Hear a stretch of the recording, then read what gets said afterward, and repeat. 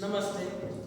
ધોરણ 10 વિષય સામાજિક વિજ્ઞાન એમાં આપણે 20મું પ્રકરણ ભણીએ છીએ. તો એની અંદર છેલ્લે ગયા લેક્ચરની અંદર જ્ઞાતિવાદની ચર્ચા કરી હતી કે ભાઈ ભારતની અંદર જ્ઞાતિવાદ એ અને જે જાતિગત જે કાંઈ સ્તર રચના છે, સામાજિક સ્તર રચના છે, એ પ્રાચીન સમયથી જોવા મળે કે પ્રાચીન સમયની અંદર છે એ કર્મને આધારે બ્રાહ્મણ, ક્ષત્રિય, વૈશ્ય અને શૂદ્ર એમ 4 વર્ણ વ્યવસ્થા હતી.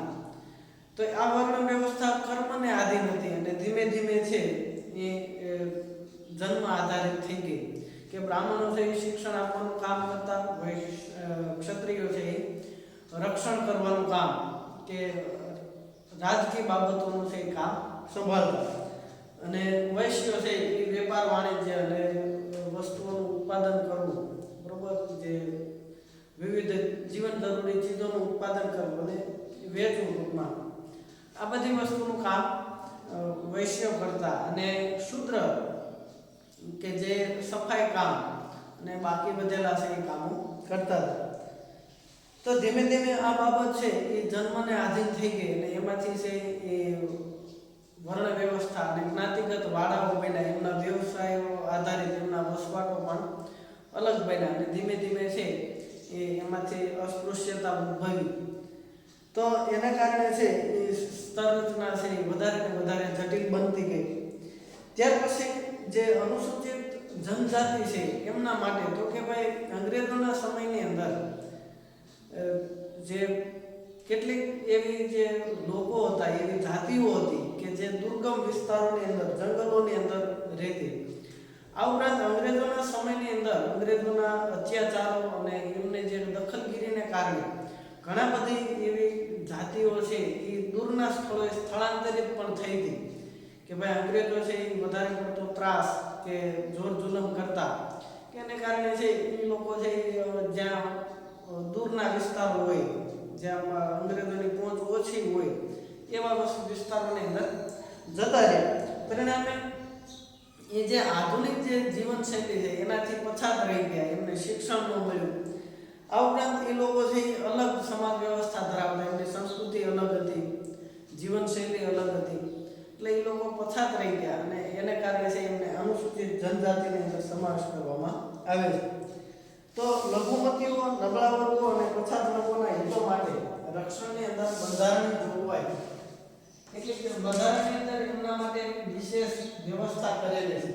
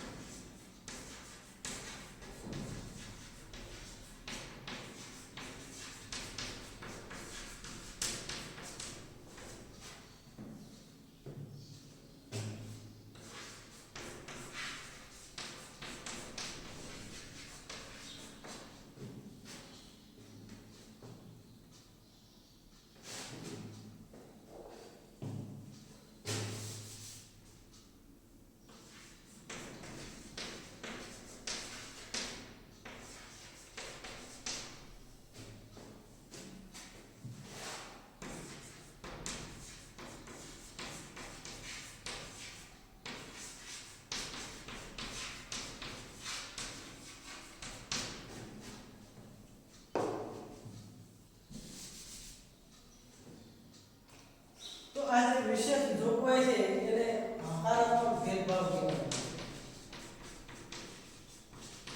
હકારાત્મક અથવા રક્ષણાત્મક.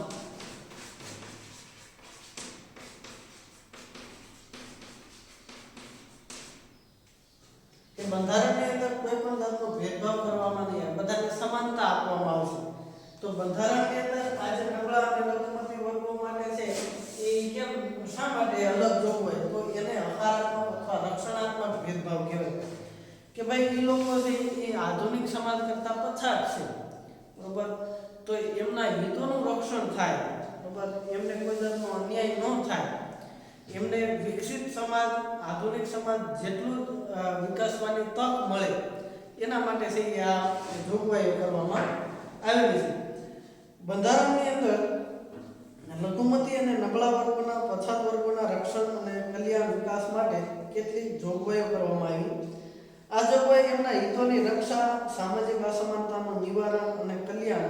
વિકાસ માટે સુનિશ્ચિત કરે કે ભાઈ એમનો વિકાસ થાય અને એમનું કલ્યાણ થાય, આધુનિક સમાજ જેટલો તેમને ન્યાય પ્રદાન થાય એટલા માટે છે એમને કેટલીક વિશેષ જોગવાઈઓ છે કરેલી છે. તો તમામ નાગરિકોને સમાન સામાજિક આર્થિક ન્યાય પ્રદાન કરે છે. તો પહેલી જોગવાઈ છે સમાન આર્થિક સામાજિક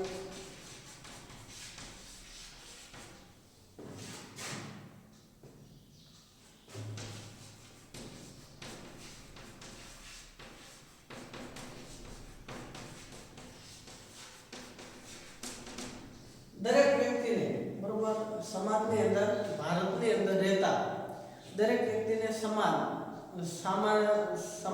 સામાજિક આર્થિક અને રાજનૈતિક ન્યાય, તો કે સમાજની અંદર દરેક વ્યક્તિને સમાન દરજ્જો મળશે, એની સાથે કોઈ પણ પ્રકારનું ભેદભાવભર્યું વર્તન આપણે કરી શકતા નથી.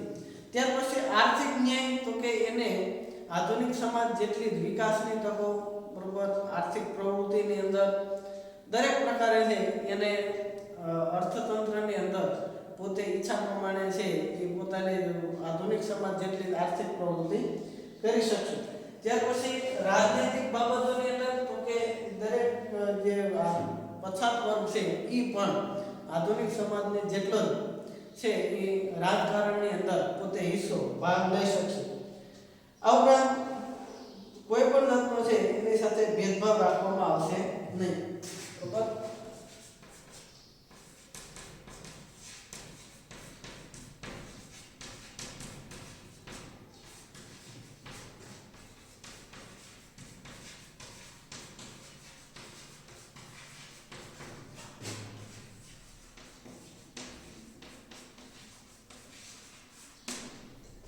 તો કોઈ પણ પ્રકારે એમનો ભેદભાવ રાખવામાં નહીં આવે. બંધારણની અંદર સ્પષ્ટ લખેલું છે કે દરેક વ્યક્તિને છે સમાન તક, કોઈ પણ વ્યક્તિ સાથે જાતિ, ધર્મ, જ્ઞાતિ, લિંગ, ભાષા, રંગ કોઈ પણ પ્રકારે ભેદભાવ રાખવામાં નહીં આવે. દરેક વ્યક્તિને સમાન તક અને સમાન દરજ્જો છે એ આપવામાં આવે છે. આ બંધારણની અંદર સ્પષ્ટ ઉલ્લેખ છે. ત્યાર પછી આ ઉપરાંત રાજ્યને એવો અધિકાર આપેલો છે કે તેમને કલ્યાણકારી રાજ્યનું દાયિત્વ નિભાવવા માટે નબળા અને પછાત વર્ગોના રક્ષણ માટે કેટલાક મૂળભૂત અધિકારો માટે બંધારણમાં રહે અને યોગ્ય પ્રતિબંધ લગાવી શકે.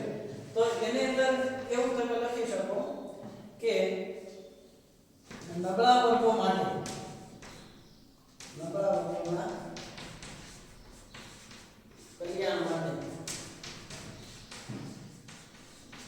રાજ્ય સરકાર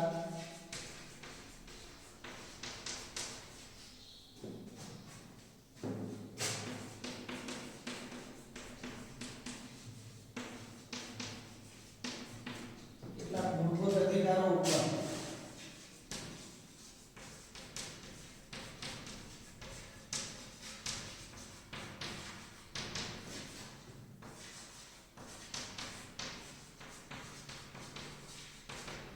તો આની અંદર એવું કીધું છે કે ભાઈ કેટલાક મૂળભૂત અધિકારો પર કોના માટે પ્રતિબંધ, કોના નબળા વર્ગોના કલ્યાણ માટે કે દરેક વ્યક્તિને છે સમાનતાનો, સ્વતંત્રતાનો હક આપેલો છે કે ભાઈ આપણે ઈચ્છા પ્રમાણે છે કોઈ પણ વિસ્તારની અંદર આપણે ઉદ્યોગ ધંધો કરી શકીએ, કોઈ પણ વિસ્તારની અંદર હરી કરી શકીએ. બરોબર. આપણને સ્વતંત્ર હરવા ફરવાની સ્વતંત્રતા, એકત્રિત થવાની સ્વતંત્રતા. તો રાજ્ય સરકાર છે કેન્દ્ર સરકારે રાજ્ય સરકારને કેટલીક છૂટ આપી છે. શું? તો કે કેટલાક મૂળભૂત અધિકારો, આપણા મૂળભૂત અધિકારો તો કે સ્વતંત્રતાનો, સમાનતાનો, હરવા ફરવાનો, તો આ બધા જે સ્વતંત્રતાઓના હક છે, મૂળભૂત અધિકારો છે, એની ઉપર રાજ્ય સરકાર પ્રતિબંધ મૂકી શકે. શેના માટે? નબળા વર્ગો, અનુસૂચિત જાતિ, અનુસૂચિત જનજાતિ, એ જે નબળા વર્ગો છે, પછાત વર્ગો છે, એના રક્ષણ માટે. દાખલા તરીકે કોઈ વિસ્તાર છે કે જે આદિવાસી વનવાસી વિસ્તાર છે, તો એની અંદર જે સામાન્ય વ્યક્તિઓ છે એ વ્યક્તિઓ મન ફાવે તેમ આવજા ન કરી શકે, અથવા તો એની અંદર વેપાર ધંધો, જમીન ફેરબદલ, જમીન લે વેચ આવા કોઈ ધંધાઓ ન કરી શકે. તો રાજ્ય પર પ્રતિબંધ મૂકી શકે કે ભાઈ આની અંદર સામાન્ય નાગરિકે પ્રવેશ કરવો કે ઉદ્યોગ ધંધો કરી શકશો નહીં. આ જે વિસ્તાર છે એ આદિવાસી કે અનુસૂચિત જનજાતિનો વિસ્તાર છે, એની અંદર કોઈ રાજ્ય સરકારની પરવાનગી વગર કોઈ જાતનો ધંધો કરવાનો થતો નથી. તો આવો પ્રતિબંધ મૂકી શકે. તો એ જગ્યાએ તમે એમ કે ભાઈ મારે સ્વતંત્રતાનો હક છે, હું ત્યાં ધંધો કરી શકું, હું જમીન ફેરબદલ કરી શકું, વેપાર કરી શકું, ત્યાં હરી ફરી શકું, તો ત્યાં આપણો મૂળભૂત હક છે એ કામ કરતો નથી. કારણ તો કે સરકારે છે, કેન્દ્ર સરકાર રાજ્ય સરકારને એવો હક આપેલો, બરોબર, તો કે ઈચ્છા પ્રમાણે છે એ ત્યાં કોઈ પણ જાતનો પરમિશન વગર ધંધો થઈ શકતો નથી. એટલે એ એમના રક્ષણ માટે કે ભાઈ જમીન ફેરબદલનો ધંધો અહીંયા થતો હોય તો એ જે લોકો છે એ અભણ હોય, અજ્ઞાન હોય, તો અજ્ઞાની વ્યક્તિ સાથે કોઈ પણ જાતની છેતરપિંડી ન થાય, એમના હિતોનું રક્ષણ થાય, એના માટે છે એ આવી કેટલીક જોગવાઈઓ કરેલી છે. ત્યાર પછી કોઈ પણ ધર્મનું પાલન કરવાની સ્વતંત્રતા.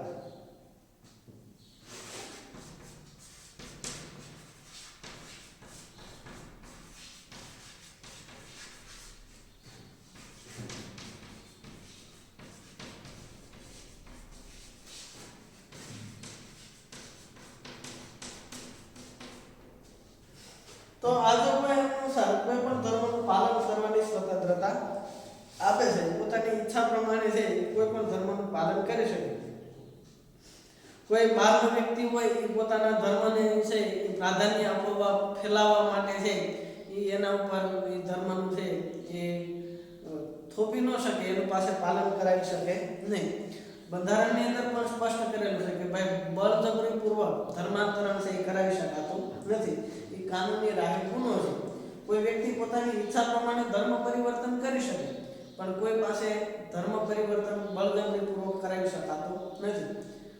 આ ઉપરાંત ધાર્મિક ક્રિયાઓ અને વિધિઓની અંદર પણ બંધારણની અંદર જ કેટલીક છૂટછાટ આપેલી. એનાથી વધારે છે તમે એમ કહો ભાઈ બંધારણમાં ઓલા મારે ધર્મની અંદર આવી હોમ હવન કરવાના છે કે ફલાણું ઢીકણું જે કાંઈ હોય એ બંધારણની દ્રષ્ટિએ કે બીજાને નુકસાનકારક હોય એવા પ્રકારની ધાર્મિક ક્રિયાઓ કરી શકાતી નથી. ત્યાર પછી લઘુમતી અને નબળા વર્ગોના, પછાત વર્ગોના બંધારણીય હક આપવા પાછળનો મૂળભૂત ઉદ્દેશ તેમને સમાન તક અને ન્યાય અને દરજ્જો આપવા માટેનો છે. એટલે કે એમને હકારાત્મક કે રક્ષણાત્મક ભેદભાવ એટલા માટે કે એમને જે વિકસિત સમાજ છે એને જેટલા એમને રક્ષણ અને તક, ન્યાય બધું મળે. ત્યાર પછી પંચવર્ષીય યોજનાઓની અંદર ખાસ જોગવાઈ કે પંચવર્ષીય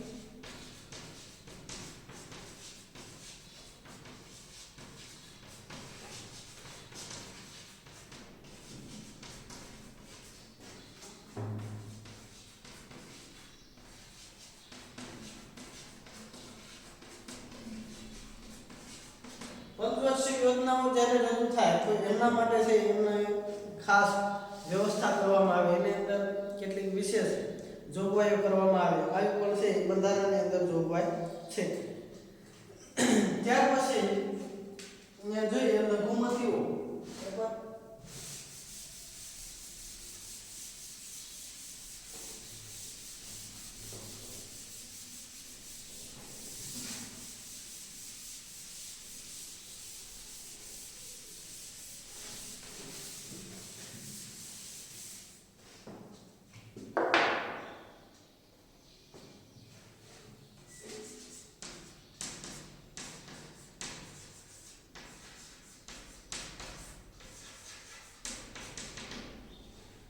લઘુમતી એટલે શું?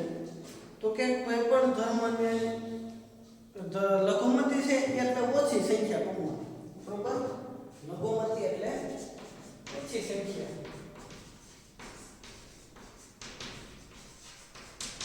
લઘુમતીની વ્યાખ્યા બંધારણની અંદર કોઈ વિશેષ વ્યાખ્યા નથી આપેલી, પણ આપણા દેશની અંદર બે રીતે લઘુમતી જોવામાં આવે. એક ભાષાના આધારે અને એક ધર્મના આધારે. બે પ્રકારની લઘુમતી છે એ આપણા દેશની અંદર કરવામાં આવે. બંધારણમાં કોઈ વ્યાખ્યા નથી, પણ લઘુમતી કોને ગણાવી? તો કે જે ધર્મ કે જે ભાષાના સમૂહને સંખ્યા ઓછી હોય, કેટલી? તો કે 50% થી વધારે, બરોબર, અથવા તો બહુમતીમાં ન આવતું હોય, બહુમતીમાં ન આવતું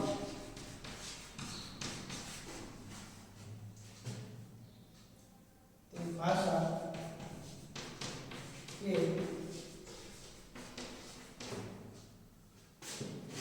આવતા ભાષા કે ધર્મના લોકોની સંખ્યા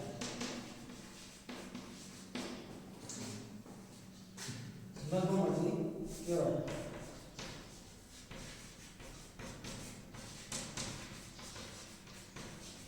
બરોબર, જેમની સંખ્યા ઓછી હોય, બરોબર, સૌથી મોટો સમુદાય હોય કે દાખલા તરીકે ગુજરાતની અંદર સૌથી વધારે સંખ્યા કઈ ભાષાની બોલવા વાળી છે? તો કે ગુજરાતી. તો ફક્ત ગુજરાતી જ બોલતા હશે, હિન્દી નહીં હોય? ગુજરાતમાં હિન્દી બોલવા વાળા તો કે હોય, પણ ગુજરાતી બોલવા વાળા કરતા એની સંખ્યા ઓછી હોય તો હિન્દી બોલનારા છે એ લઘુમતીમાં ગણાય, બરોબર, મરાઠી બોલનારા લઘુમતીમાં ગણાય, કોંકણી બોલતા હોય તો એ લઘુમતીમાં ગણાય, બરોબર, રાજસ્થાની, મરાઠી, આ બધા જે ભાષાઓ છે ગુજરાતી કરતા ઓછી હોય તો એ ગુજરાતની અંદર છે એ લઘુમતી ગણાય. હવે મહારાષ્ટ્રની અંદર જાઓ તો ત્યાં મરાઠી છે એ બહુમતીમાં હોય, ત્યાં મરાઠી બોલનારા વધારે હોય, તો ત્યાં ગુજરાતી, હિન્દી એ બધી ભાષા બોલતા હોય તો ત્યાં ગુજરાતી લઘુમતીમાં આવશે. એટલે પ્રદેશ પ્રમાણે, વિસ્તાર પ્રમાણે લઘુમતીની અંદર અલગ અલગ છે એ સંખ્યા અલગ અલગ ભાષાઓ હોય છે. એ જ રીતે ધર્મના આધારે કે જે ધર્મની સંખ્યા બહુમતીમાં ન આવતી હોય, જે ધાર્મિક સમૂહ બહુમતીમાં ન આવતો હોય, જેમની સંખ્યા ઓછી હોય બધા છે લઘુમતીની અંદર આવે. કે ગુજરાતની અંદર હિન્દુઓની સંખ્યા વધારે હોય તો મુસ્લિમ ધર્મના લોકો, ખ્રિસ્તીના લોકો, બરોબર, યહૂદી, બૌદ્ધ, જૈન આ બધા છે બહુમતી લઘુમતીની અંદર આવે. એટલે બંધારણની અંદર ખાસ કોઈ વ્યાખ્યા આપેલી નથી, પણ દેશના આધારે, પ્રદેશના આધારે, જિલ્લાને આધારે, રાજ્યને આધારે છે એ લઘુમતી સમૂહો છે અલગ અલગ હોઈ શકે. એટલે આ બાબતો છે ખાસ ધ્યાન રાખવી જોઈએ. તો લઘુમતીની અંદર પણ કેટલીક જોગવાઈઓ કરેલી છે કે ભાઈ લઘુમતી પંચની રચના કરવામાં આવે. આ ઉપરાંત લઘુમતી છે પોતાની સંપત્તિ છે એની દેખરેખ રાખી શકે, એના માટે છે એ પોતાના ધર્મના પ્રચાર અને ફેલાવવા માટે છે એ પ્રયત્ન કરી શકે, પણ બળપૂર્વક છે ધર્માંતરણ છે એ કરાવી શકાતો નથી. આ ઉપરાંત પોતે જે કંઈ શિક્ષણ સંસ્થાઓ સ્થાપી હોય, બરોબર, પોતાની શિક્ષણ સંસ્થાઓ સ્થાપી શકે, એની અંદર ધાર્મિક શિક્ષણ આપી શકે. એટલે શૈક્ષણિક સંસ્થાઓ સ્થાપવાનો, ચલાવવાનો અધિકાર છે. અને એની અંદર છે કોઈ પણ ધર્મને છે લઘુમતીઓ હોય, દાખલા તરીકે કોઈ હિન્દી ભાષાનો વ્યક્તિ હોય પછી ગુજરાતની કોઈ પણ શાળાની અંદર ગુજરાતી માધ્યમ ધરાવતો હોય તો એને પ્રવેશ મેળવતા અટકાવી શકાય નહીં કે ભાઈ તું તો હિન્દી બોલે છે, તને આ ભાષાની અંદર પ્રવેશ ન મળે. તો લઘુમતીને આધારે કોઈ પણ શાળા, કોલેજની અંદર છે એને પ્રવેશ આપતા અટકાવી શકાય નહીં. તો એને સમાનતાનો હક અને દરજ્જો છે એ આપવામાં આવે. તો લઘુમતી વિશે છે એ આપણે પછીના લેક્ચરની અંદર જોઈશું. હોમવર્કની અંદર નબળા અને પછાત વર્ગોના હિતોના રક્ષણ માટેની જોગવાઈઓ છે, બરોબર,